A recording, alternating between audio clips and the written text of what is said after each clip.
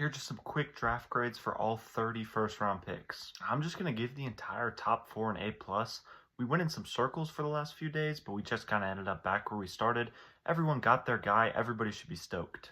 The Clippers get a C for the Wagler pick. I get it fit-wise. I'm just not that sold on him as high as 5. The Nets and Kings both get an A for Brown and Acuff. I think they're super similar players potential-wise.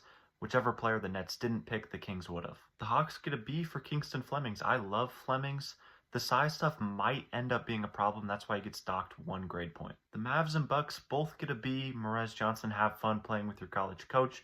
Braden Burry is just a great solid guard to start this rebuild for Milwaukee. I'm giving the Warriors an A- for Yaxel at 11. I like Yaxel. They needed to take a day one contributor. The minus is just because I don't think it's going to be enough. He's not going to win them a championship. The Thunder get an A for Ade Mara, maybe an A+. I mean, come on. They just keep getting better. I'm actually giving the Bucks an A- for the Nate Ament pick. I like them taking a swing after a pretty high floor guy in Braden Burries. Steinbach to the Hornets at 14 gets a C+, maybe a B-. I'm not super sold on him, but I do like his fit in Charlotte. Swain, Sturts, and Okori at 15, 16, and 17 all get A's. These are just perfect fits all in a row. Christian Anderson to the Hornets after the Steinbach pick gets a B. I think he can be a Kobe White replacement at his floor. I'm giving Allen Graves to Toronto a C. I actually really like Allen Graves. I think he's, as a player, higher than a C.